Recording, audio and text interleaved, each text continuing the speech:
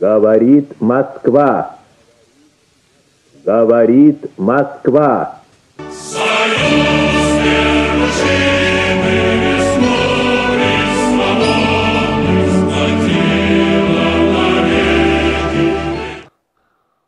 Përshëndetje. Gjykata Speciale e Kosovës ka nisur punë duke thirrur disa nga ish-drejtuesit e UÇK-së dhe deri tani nuk bëhet fjalë për arrestime, po për hetime dhe kuptohet në pjesën më të madhe të rasteve arrestime vinë pas hetimeve. Për shikuesit duhet saktësoj se shumica nuk e njohin strukturën, çfarë bëhet fjalë. Është fjala për një gjykatë që funksionon brenda sistemit ligjor të Kosovës, por qendrën e kanë në Hollandë. Pra, është gjykatë me gjyqtar ndërkombëtar, por që njëkohësisht shfrytëzon dhe shkallët e poshtme të sistemit gjyqësor të Kosovës,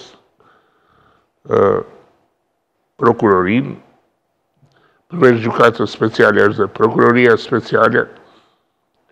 Tani,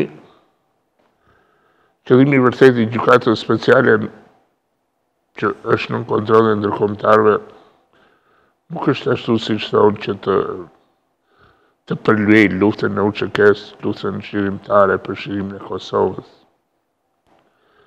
Qëllimi i Gjykatës Speciale më tepër është të pastrojë faqen e përlyjer të Shtetit Bashkuar të Amerikës dhe të NATO-s, nga ata që mendonin se ishin më të zgjuar se Amerika dhe NATO-ja, dhe që kur e panë që Kosovën do ta shironte lufta e NATO-s, menduan se atyre nuk u mbetej veç se të bënin luftën për pushtet.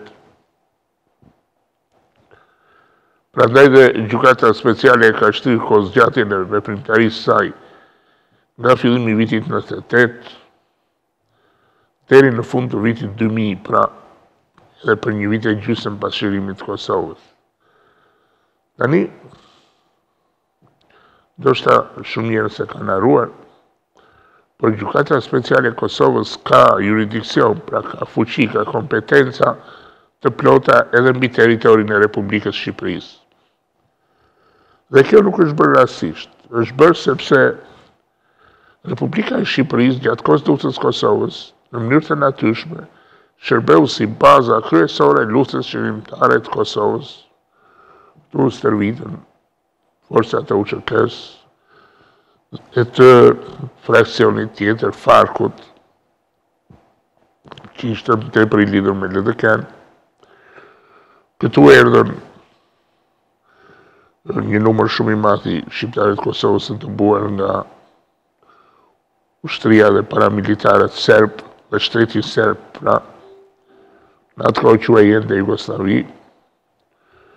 Bëhet fjalë për midis 1.600.000, shifra ndërkombëtare janë për 600.000, po duhen marrë me rezervë në atë situatë, vështirë se mund të mbaheshin të dhëna shumë të sakta. Megjithatë ishte një pjesa më e madhe e dëbuarve ishin në territorin e Republikës Shqipërisë.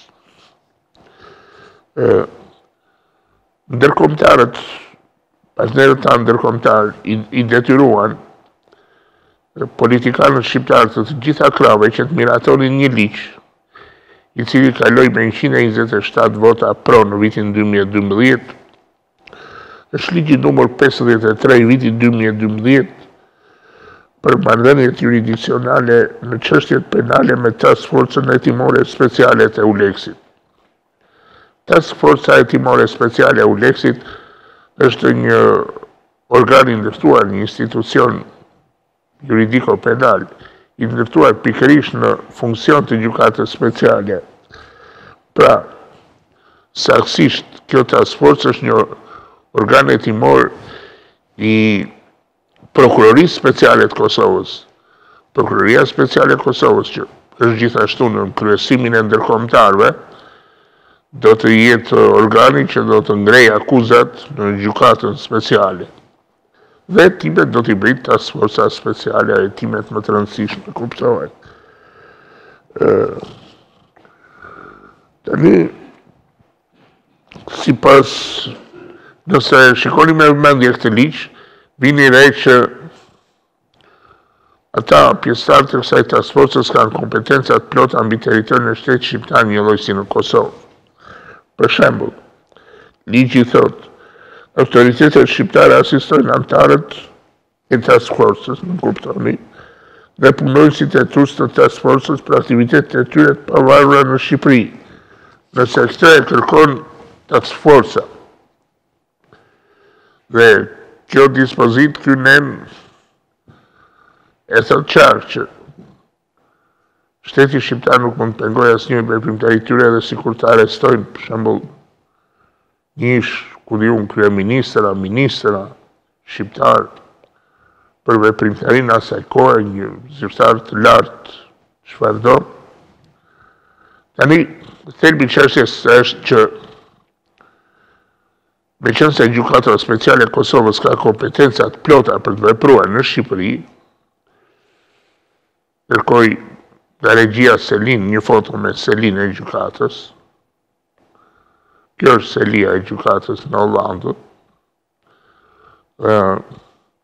Pra me qenë se ka kompetenca të plota, atëherë do ishte mirë që kjo gjykatë të nisej me atë që quhet teorema juridike, me thënë që gjithçka është bërë e keqe, e mbrapsht në Kosovë, nga ajo pjesë e UÇK-së, të cilët e shikoni luftën si luftë për pushtet, ndryshe nga heronjtë që u vranë, ata që krijuan shikun dhe kërkonin të vendosin një shtet paralel në Kosovë, një shtet paralel me atë që po ndërtonte NATO-ja, EULEX-i, UNMIK-u, pa që po ndërtonin ndërkombëtarët, një shtet paralel ku ata do të kontrollonin pasurinë e Kosovës, do të kontrollonin çdo institucion, do t'i tremnin njerëzit duke i detyruar të paguanin tatime paralele për ata, do të zaponin, si që thuaj, apo zaptonin, si që është fjala e plot, pasuritë e Kosovës,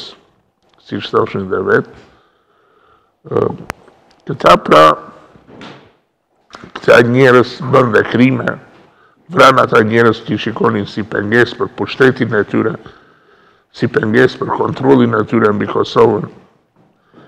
Por duhet të kuptojmë një gjë, forca që e bëri këtë gjë, forca e mbrapsht, lëvizja popullore për Kosovën, që funksionoi atje si një parti totalitare, shiku si një fraksioni UÇK-së i ndërtuar sipas modeleve totalitare, staliniste dhe enveriste, këto forca pra u instruktuar, u mësuar, u mbështetën, u borën gjithë asistencën e dur, duke patur edhe udhëheqjes të tyre njerëz nga Republika e Shqipërisë, të cilët vazhduan atë traditë që vazhdoi regjimi komunist i Enver Hoxhës, që i krijoi këto lëvizje në vitet 70 në diasporën kosovare, dhe pastaj Partia Socialiste i mbështeti këto.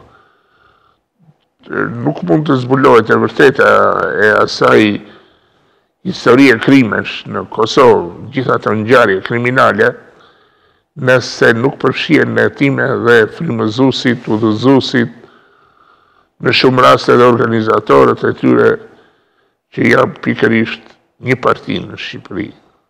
Është një parti, Partia Socialiste, e cila duhet të hetohet për këtë, që kishte lidhje të posaçme me këta enveristët kosovar, gjithashtu dhe shiku i kohës kur u bën lufta e Kosovës dhe në vazhdim pra shiku i kohës kur drejtohej nga Zumti Fatos Klosi.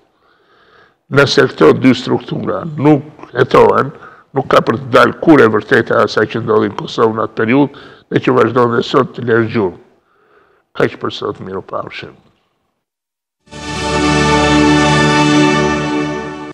Говорит Москва.